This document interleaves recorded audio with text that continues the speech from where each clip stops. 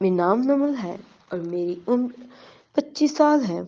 मैं जादव की कैद से आज़ाद होना चाहती थी, मगर वो मुझे छोड़ जाने का नाम तक ना ले रहा था। मैं खाना खाने को मना किया तो वो फिर ज़बरदस्ती मुझ पर चढ़ गया। मैं उसे धक्का दिया तो वो मेरा इतना करीब आया कि मैं उसकी धड़कन को सुन सकती थी।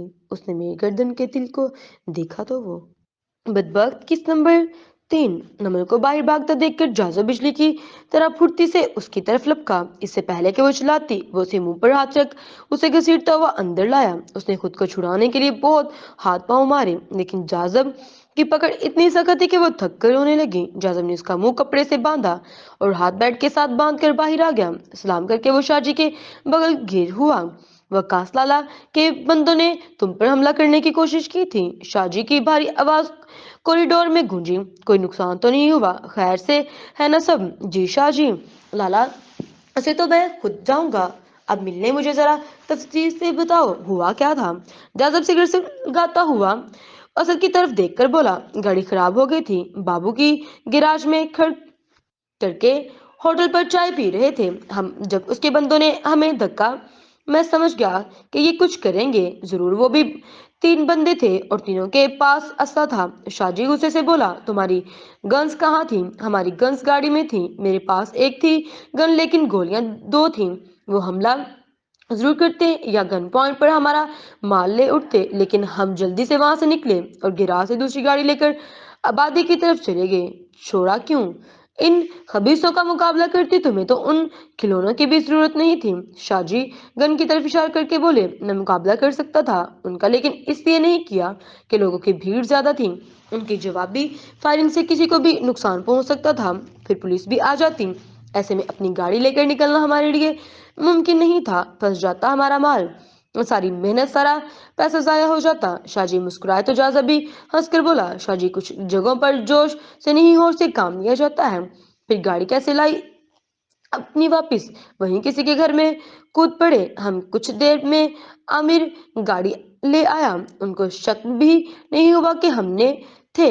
किस गाड़ी में थे वो वहीं कार के आसपास पार्किंग में ढूंढने रहे। शाहजी ने फरीखा अंदाज में जाजब को सराया। असद चाय का सिप लेकर बोला, शाहजी, इस दफा दूसरा माल बड़ा बड़ा टाइट हाथ लगा है। देखने में तो छोटी सी है, लेकिन है पूरी तोपशय। आपको बहुत पसंद आएगी, बड़ी तेज है। शाहजी ने खुशी से उसका कंधा थपथपाया। कितने की है वो तोपशय? जाजब की तरफ देखकर शाहजी ने पूछा, यही 25 के लगभग होगी। अभी पैक है, पहले मैं देख लूं, फिर आपकी तरफ कुछ दिन में रवाना कर दूंगा। नमल सब सुन रही थी। वो उनकी बातें सुनकर और भी ज्यादा डर गई। कौन लोग थे ये और किस माँ की बात कर रहे थे? और तोपशा किसको कह रहे थे? 25 की तो मैं ही हूँ। और अपना सोचकर वो बुखलाकर नम होती आंखों से रब को याद करने लगी और अपनी हिफाजत की दुआएं मांगने लगी। बख्ती ने रो रो कर अपना बुरा हाल किया हुआ था और वो मुसलसल खुद को कोस रही थी कि ये सब उसकी वजह से हुआ है, और दरवाजा इस तरह इस वक्त बंद कर देती तो आज ये सब ना होता। और इस कदर जहनी अजियत में थी कि अपने जिस्म पर पड़े नील भूली हुई थी। जो देवी ने उसे घर लाकर खूब पीटा था, उसे एक एक सांस अपने लिए नमल के एहसास से फांस की तरह लग रहा था। रात का एक एक पल उसका कांटों पर लूटते हुए गुजर रहा था। वो दिलो जान से अल्लाह अल्लाह करती नमल की घर की दुआ करती रही। हाफिज साहब को होश आया था। उनके लबों पर एक ही दुआ थी, नमल को अपनी हिफाजत में रखना। या अल्लाह, मेरी बच्ची को उनके शर से महफूज रखना। रात ने चारों तरफ अपना अंधेरा फैला रखा था। नमल दुआएं मांगती मांगती सो गई। जब नशे में दुध कमरे में दाखिल हुआ तो उसकी नजर नमल के चेहरे पर जम गई। खिड़की से चांद की रोशनी उसकी फूल से शदाब से चेहरे पर फैली हुई थी। जब लड़खड़ाता हुआ उसके करीब आया तो संभल न सका, सीधा नमल के ऊपर जा गिरा। नमल एकदम आंखें खोलकर बुखलाहट में चिल्लाई, पर मुंह पर बांधे कपड़े की वजह से उसकी चीखें खलक में ही रह गईं।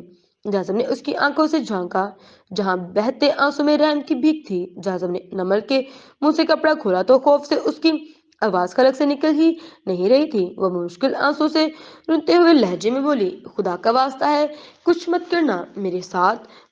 हटो मेरे ऊपर से, वरना मैं तुम्हें भी जान से मार दूंगी और खुद को भी। जजब को हंसी आ गिर वो उसके होंठों पर उंगली फेरने लगा। उफ, तुम्हारा ये भरम, ये अंदाज! वो हकारा से चीखते हुए बोली, मत छुओ मुझे अपने गंदे हाथों से।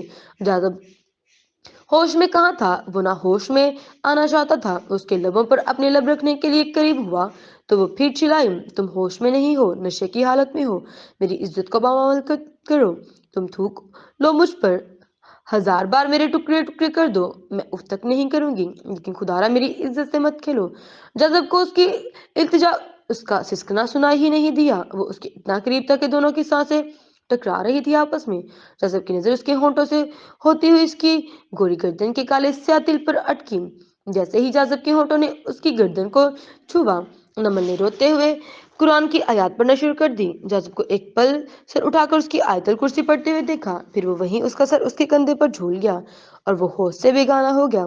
وہ بابا کو یاد کر کے بلک بلک کر روئی کہ ان کا کیا حال ہوگا، وہ ٹھیک ہوں گے بھی یا نہیں۔ نمل کے آنسو جذب کے چہرے پر گرتے رہے، وہ پوری رات اپنے بابا کو یاد کرتی اور آیت الکرسی کا ورد کرتی رہی، اپنی حفاظت کی اور بابا کی خیریت کی دعائیں مانگتے مانگتے کب اس پر نیند کی دیوی مہربان ہوئی، اسے پتہ ہی نہیں چلا اور سو گئی۔ امی امی امی امی اسد کچن میں داخل ہوتا ہی صبح سویرے نرگس کو آوازیں لگانے لگا۔ وہ اس کی آواز سن کر جلدی سے کچن میں آئی۔ کیا ہو گیا، خیریت تو ہے، صبح صبح کیا ہے، ماں کے نام کی اذانیں دے رہے ہو؟ وہ چائے کا پین ماں کے آگے رکھ کر بولا، یہ ہاتھ دیکھ لیں اس کا، ذرا گلاس کو سونگے، کتنی گندی بدبو آ رہی ہے۔ کون سی کام والی رکھی ہے، آپ نے فارغ کر دی اس کو، اتنا گندا کام کرتی ہے سب۔ نرگس سر پکڑ کر بیٹھ گئی۔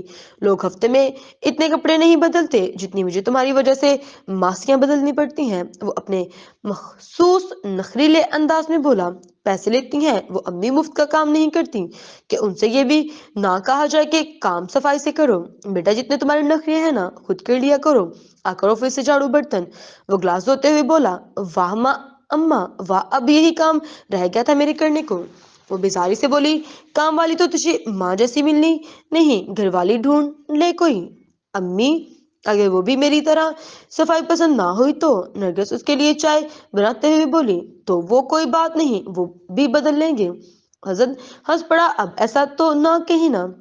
ایسا کیوں نہ کہوں میں، تم تو ٹھہری نفسیاتی مریض، بدلو اپنی عادت کو، کوئی رہے گی اس طرح میرے بچے تمہارے ساتھ؟ مجھے تو یہ پریشانی کھائی جاتی ہے کہ کیا ہوگا تمہارا، تم تو کسی کو جھوٹا پانی تک نہیں پیتے، بیوی کیسے رکھو گے؟ وہ ماں کو پیار سے گلے لگا کر بولا، ارے آپ ہلکان کیوں ہوتی ہیں، میں بس رہنے دیں، ان باتوں کو میں نے نہیں کرنی شادی۔ وہ پیار سے اس کا ماتھا چومنے لگی، کیوں نہیں کرنی شادی، اللہ پاک تمہارے نصیب اچھے کرے، صدا تو تمہارے ساتھ نہیں میں، امی ایسی باتیں نہ کیا کریں مجھ سے، بیٹا ماں ہونا فکر ہوتی ہے، میری ماں بدل خود کو، اپنی عادتوں کو، میرے بچے کوئی پارسا پاک دامن لڑکی نہیں ملے گی تجھے، اور حالات سے لوگوں کو سمجھوتا کرنا سیکھ لو ورنہ کل کو بالکل تنہا رہ جاؤ گے۔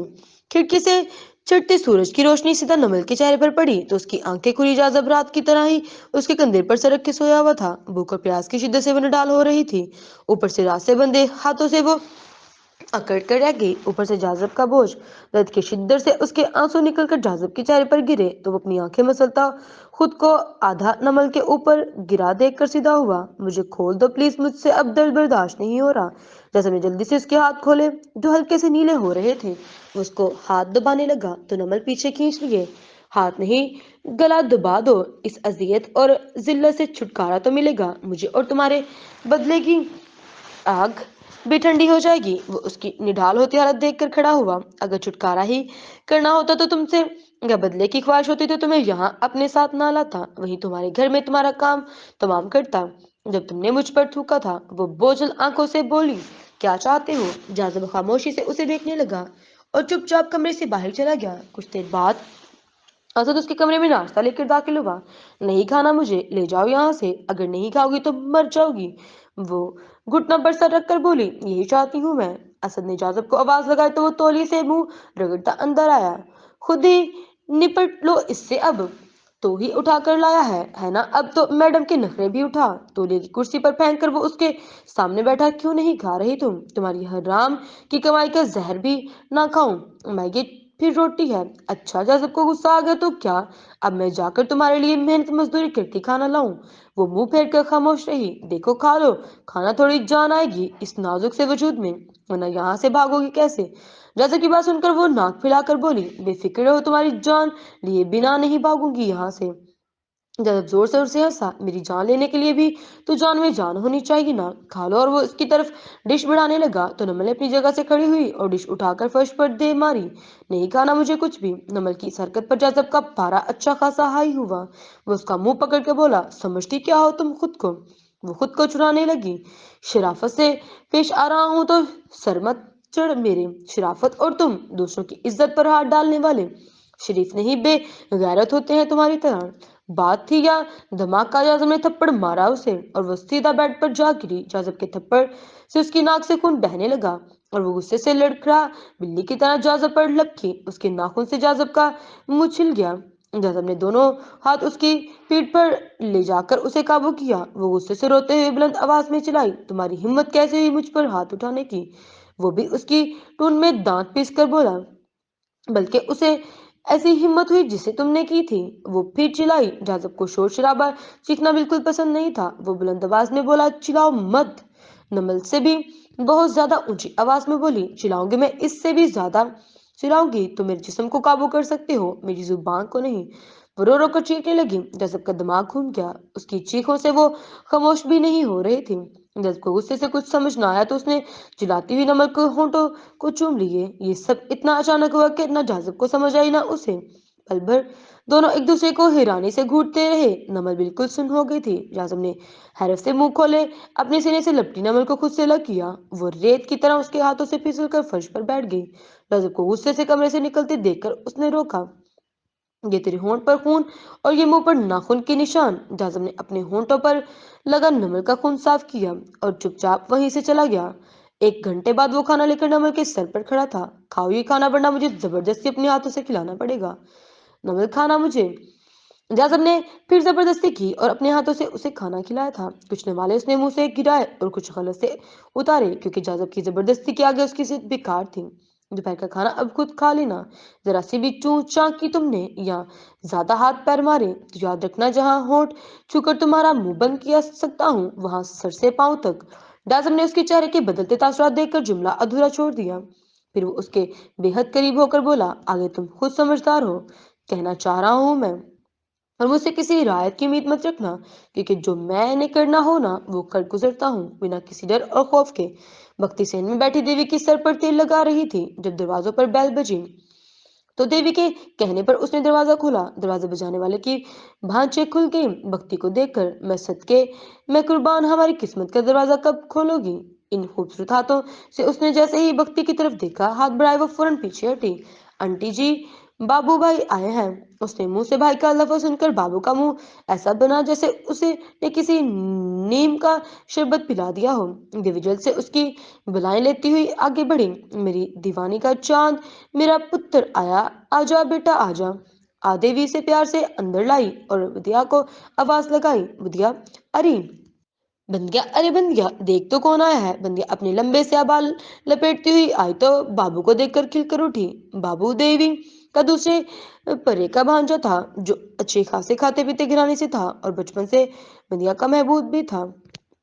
हर हफ्ते उनके घर आता, ढेर सारे तवाइफ के साथ, और बंदिया और देवी खूब उसकी आवभगत करती थी। और देवी की यही ख्वाहिश थी कि जल्द से जल्द वो बंदिया को ब्याह कर ले जाए, जबकि हकीकत कुछ और थी। वो उनके घर भक्ति की खातिर आता था।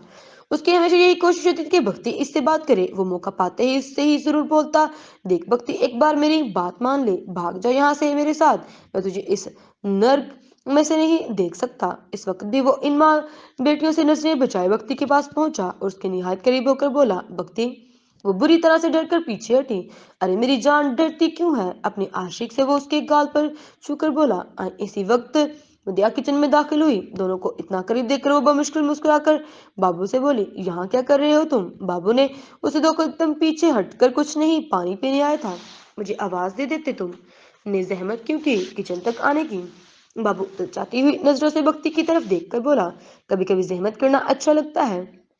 बाबू तो कुछ देर बाद चला गया, लेकिन जो हालत देवी और कन्या ने भक्ति की वो नाकाबिले बर्दाश्त थी। नमल के घर से गायब हुए 3 दिन गुजरे थे। हाफिज साहब अब तक अस्पताल में ही थे और बेटी का गम ऐसा लगा कि उनको वो बिस्तर से उठे ही नहीं। वहां नमन का हाल बुरा था। ज्यादा 2 दिन से गायब था।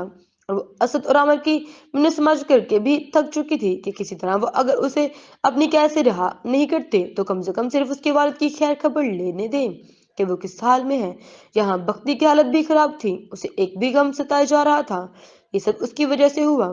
بختی او بختی، گوپال کی آواز پر وہ اس کے پاس آئی۔ جی ماما جی، میں حافظ صاحب کو دیکھنے جا رہا ہوں، کوئی بھی نہیں ہے، گھر کا بہت خیال رکھنا، دروازہ ٹھیک سے بند رکھنا، کوئی بھی آئے مت کھولنا، وہ پیار سے اسے سمجھانے لگے۔ بختی نے پریشانی سے ہاں میں سر ہلایا۔ تو پریشان ہو، میں پیچھے سے تالا لگا جاتا ہوں، آ کر کھول لوں گا، فکر نہ کر، میں جلدی آ جاؤں گا۔ وہ اسے تسلی دے کر نکل گئے۔ بختی گھر کے سارے دروازے کھڑکیاں بند کر کر بیٹھ گئی۔ جو دروازہ گوپال لاک کر گیا تھا اسے بند نہیں کیا، وہ آ کر باہر سے خود کھول لیں گے۔ گوپال کے جانے کے بعد کچھ دیر بعد ڈور بیل بجی۔ بختی نے گیٹ کے پاس جا کر پوچھا، کون؟ باہر نیک کی آواز تھی۔ کھول کر دروازہ۔ میں ہوں، بن گیا۔ بختی نے جیسے ہی جلدی سے مین گیٹ کھولا تو کوئی یکدم اسے دھکا دے کر اندر آیا۔ بختی بکھلا کر دھکا دینے والے کچھ دیکھنے لگی۔ وہ بنیا نہیں، کوئی اور تھا۔ بختی کے ہوش اٹھ گئے اور وہ بھی یہیں سے بولی۔ باہر تو بنیا کی آواز تھی اور جاری ہے۔ لائک اور کمنٹ کرنا مت بھولنا۔